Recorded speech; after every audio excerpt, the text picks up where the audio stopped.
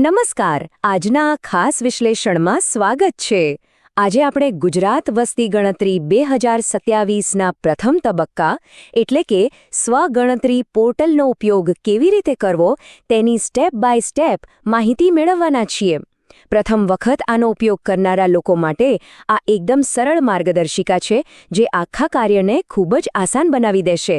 ચાલો શરૂઆત કરીએ. જુઓ, સામાન્ય રીતે વસ્તી ગણતરીનું નામ સાંભળીને એમ લાગે કે કેટલો બધો સમય જશે, પણ ખરેખર આ આખી ડિજિટલ પ્રક્રિયા પૂરી કરવામાં માત્ર 15થી 20 મિનિટનો જ સમય લાગે છે.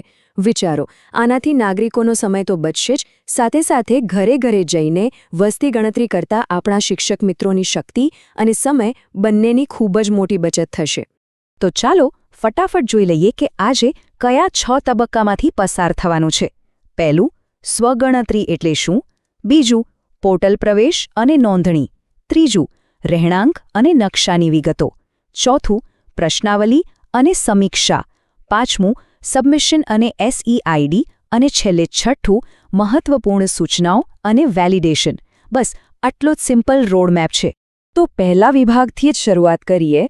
સ્વગણતરી એટલે શું, આખો કોન્સેપ્ટ શું છે અને તે કઈ રીતે કામ કરે છે તે સમજવું ખૂબ જરૂરી છે. અહીં આખી પ્રક્રિયાની એક મેક્રો ટાઈમલાઈન આપેલી છે. ગણતરીદાર ઘરે ઘરે મુલાકાત લેવા આવે તેના બરાબર 15 દિવસ પહેલાં જ આ ડિજિટલ પોર્ટલ ખુલ્લું મૂકી દેવામાં આવશે. અને આપણે આગળ વાત કરી તેમ આ સ્વગણતરી પૂરી કરવામાં વધુમાં વધુ 15થી 20 મિનિટ લાગશે. એટલે કે અધિકારીઓ ઘરે આવે તે પહેલાં જ આપણે આપણું કામ જાતે પતાવી શકીએ છીએ. હવે આવે છે બીજો અને ખૂબ જ પ્રેક્ટિકલ વિભાગ, પોર્ટલ પ્રવેશ અને નોંધણી.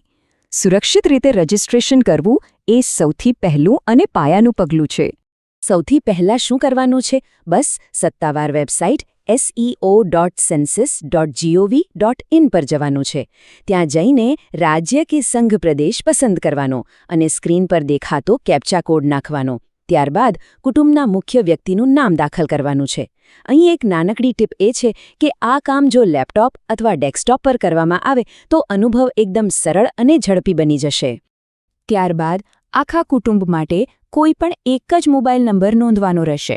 નંબર નાખ્યા પછી પોર્ટલ કઈ ભાષામાં વાપરવું છે તે ભાષા પસંદ કરવાની અને અંતે મોબાઈલ પર આવેલ OTP દાખલ કરવાનો.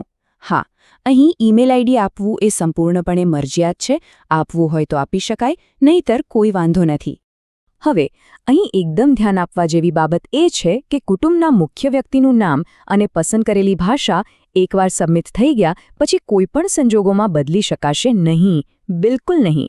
એટલે આગળ વધતા પહેલાં આ બંને વિગતો ખાસ 2 વાર ચેક કરી લેવી, જેથી પાછળથી કોઈ તકલીફ ના પડે. ચાલો હવે ત્રીજા તબક્કા તરફ આગળ વધીએ. રહેણાંક અને નકશાની વિગતો. આ આધુનિક વસ્તી ગણતરીનું સૌથી રસપ્રદ પાસું છે, જ્યાં આપણે ડિજિટલ નકશા પર આપણું લોકેશન સેટ કરવાનું છે. અહીં સૌપ્રથમ જિલ્લો પસંદ કરીને ગામ કે શહેરનું નામ દાખલ કરવાનું છે. સાથે જ રહેણાંક વિસ્તાર અને નજીકના લેન્ડમાર્ક એટલે કે કોઈ પ્રખ્યાત સ્થળની વિગતો આપવાની છે. પિનકોડ નાખવું ફરજિયાત નથી, પણ સૌથી મજાનું કામ એ છે કે સ્ક્રીન પર દેખાતા ડિજિટલ નકશામાં લાલ માર્કરને માઉસથી ખેંચીને એક્ઝેક્ટ આપણા ઘરના લોકેશન પર મૂકવાનું છે. હવે સવાલ એ થાય કે આવું માર્કર ખેંચવાનું કામ શા માટે કરવું? કારણ કે નકશા પર સચોટ સ્થાન દર્શાવવાથી આ સ્વગણતરીનો ડેટા વસ્તી ગણતરીના સત્તાવાર બ્લોક, જેને HLB કહેવાય છે, તેની સાથે સીધો જ જોડાઈ જાય છે. ડેટા મેનેજમેન્ટ માટે આ એકદમ ગેમ ચેન્જર વસ્તુ છે. હવે પહોંચીએ છીએ ચોથા અને સૌથી મુખ્ય વિભાગ પર, પ્રશ્નાવલી અને સમીક્ષા. આ એ જ તબક્કો છે જ્યાં ઘરની અને તેમાં રહેતા સભ્યોની સાચી માહિતી આપવાની હોય છે. ગભરાવાની બિલકુલ જરૂર નથી. અહીં પૂછવામાં આવતા પ્રશ્નો બરાબર એ જ છે જે ગણતરીદાર રૂબરૂ આવીને પૂછે છે. ક્યાંય અટવાઈએ તો સ્ક્રીન પર જ ટૂલટિપ્સ અને FAQ આપેલા હોય છે. વળી એકસાથે બધું ન ભરવું હોય તો ડ્રાફ્ટ તરીકે સેવ કરીને પછી પણ પૂરું કરી શકાય છે. અને હા, ફોર્મ ભરાઈ જાય એટલે પ્રિવ્યૂ સ્ક્રીન પર આખી વિગતો એકવાર શાંતિથી ચેક કરી લેવી ખૂબ જરૂરી છે. અને હવે આવે છે પાંચમો અને ટેકનિકલી સૌથી નિર્ણાયક તબક્કો, સબમિશન અને SEID. આ આપણી આખી મહેનતનું પરિણામ છે. જોજો અહીં ફાઇનલ સબમિટ બટન પર ક્લિક કરતા પહેલાં પૂરી ખાતરી કરી લેવી, કારણ કે એકવાર ફાઇનલ સબમિટ થઈ ગયું પછી તેમાં કોઈ પણ પ્રકારનો સુધારો કે ફેરફાર શક્ય નથી. ડેટા કાયમી ધોરણે લોક થઈ જશે.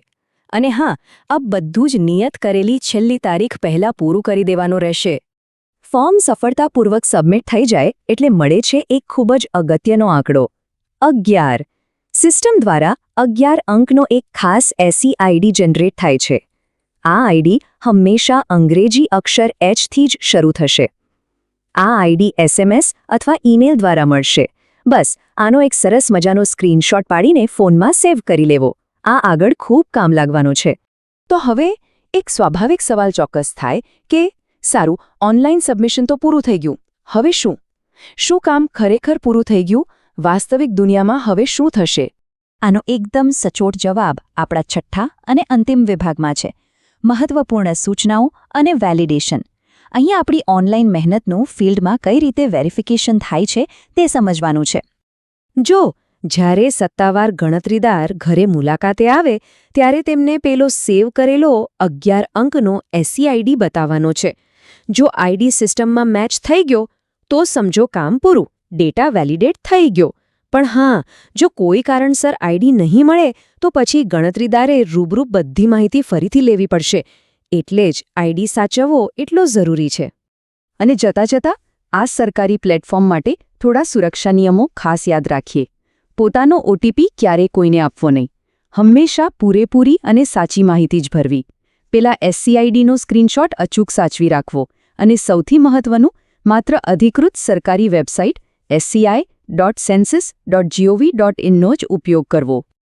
આજના આ વિશ્લેષણના અંતે એક વિચાર કરવા જેવી વાત એ છે કે જો દેશના નાગરિકો જાતે આગળ આવીને પોતાના કિંમતી સમયમાંથી માત્ર 15 મિનિટ કાઢીને આ સ્વગણતરી કરે તો આ આટલી મોટી રાષ્ટ્રવ્યાપી વસ્તી ગણતરી કેટલી ઝડપી અને સ્માર્ટ બની શકે છે, ખરું ને? આ એક નાનકડું ડિજિટલ કદમ સિસ્ટમને ઘણી મોટી રાહત આપી શકે છે. આશા છે કે આ માહિતી ખૂબ ઉપયોગી સાબિત થશે. વિશ્લેષણમાં જોડાવા બદલ ખૂબ ખૂબ આભાર.